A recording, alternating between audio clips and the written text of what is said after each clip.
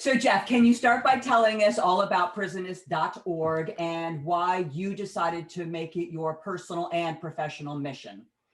Sure. Thanks for having me on your show, Tracy. Well, prisonist.org is a prison ministry that focuses on delivering services to the white collar justice community, which could be someone who is prosecuted for white collar crime, or their family member, or other people in the white collar ecosystem, which could be lawyers, defense attorneys, judges, all kinds of people who are involved in the process. Mostly the reason that I'm involved in it is because I went to prison for a white collar crime. And that's the direction that my passion and my calling took after I got out of prison for my white collar crime. I went to Union Theological Seminary, and for 3 years, I got a Master of Divinity. Then I worked in an inner city church for a couple of years. I became ordained, and then my wife and I, Lynn Springer, started this ministry, and it's been the greatest gift of my life. Wow. All right. So love that story. Can you give a little depth about why you ended up in prison yourself? Sure. It's actually a very topical issue right now because I committed SBA loan fraud. And for all these years where I've either been in the criminal justice system or talking about it or preaching about it, I talked about white collar crime and what it's really about and kind of dispelling the myths and trying to bring empathy and compassion to families going through it, because it's a very misunderstood and castigated constituency.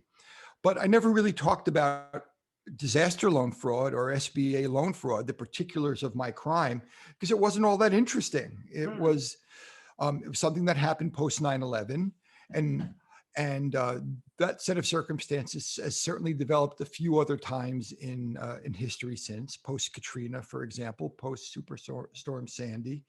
There are people who commit fraud in trying to get resources that they're not entitled to under those laws. So back when the pandemic was starting in last year, in March of last year, when it became apparent that this was going to be massive, and the SBA started to make itself known or put information out there that there was going to be a large loan pool, I said, well, wait a second, this is exactly what happened in post 9/11.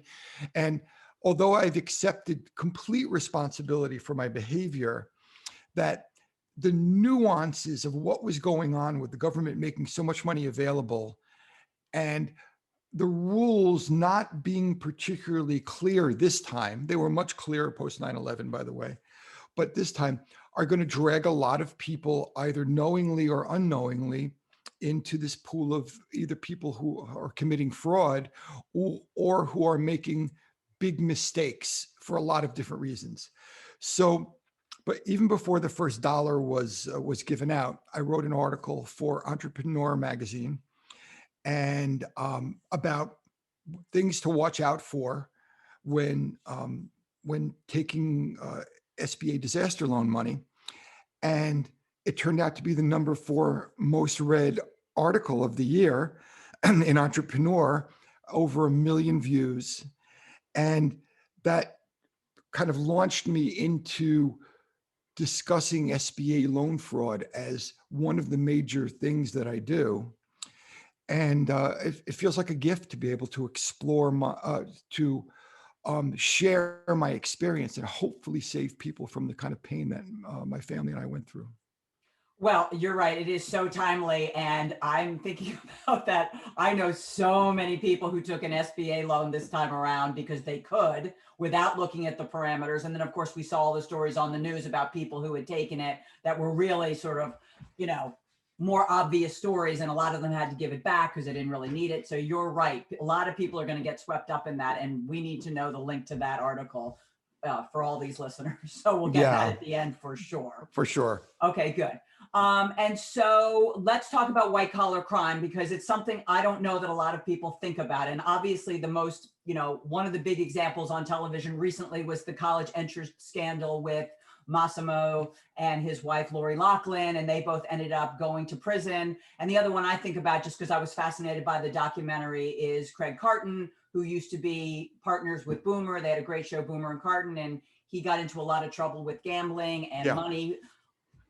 And so how do you describe white collar crime, and how prevalent is it?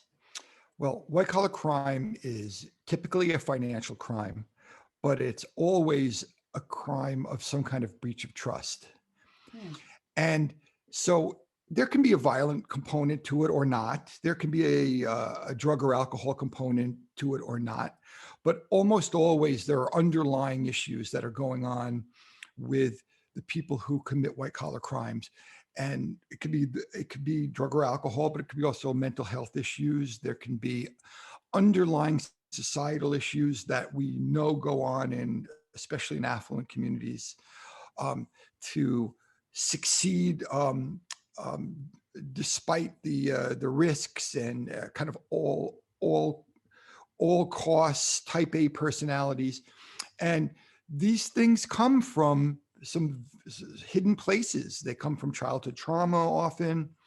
And people don't really